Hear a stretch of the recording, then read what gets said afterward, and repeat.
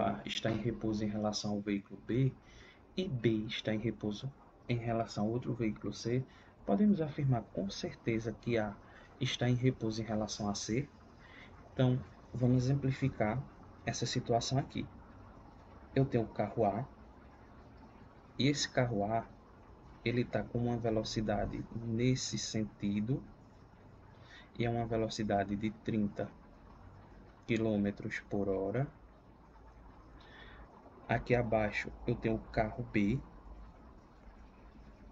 e o carro B ele vai estar com a velocidade nesse sentido e também de 30 km por hora. Agora eu vou ter o carro C aqui mais abaixo e esse carro C ele vai estar com a velocidade nesse sentido e com 30 km por hora. Então, se passar o tempo, o que é que vai acontecer?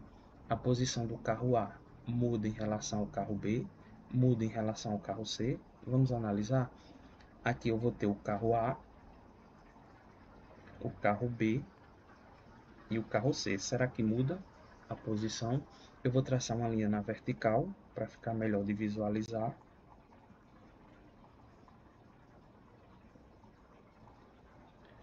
Pronto. Vamos considerar que passou um determinado tempo.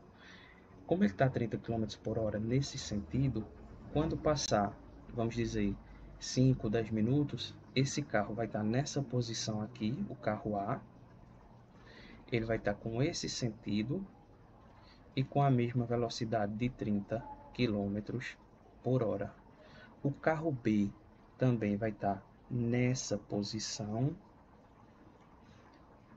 com a velocidade para esse sentido e os mesmos 30 km por hora.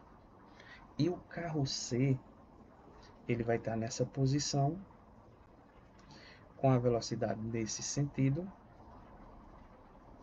com os mesmos 30 km por hora. Então, o que foi que aconteceu? Se eu tracejar a linha na vertical, o que é que eu percebo? Veja, que a posição de A em relação a B, ela não muda.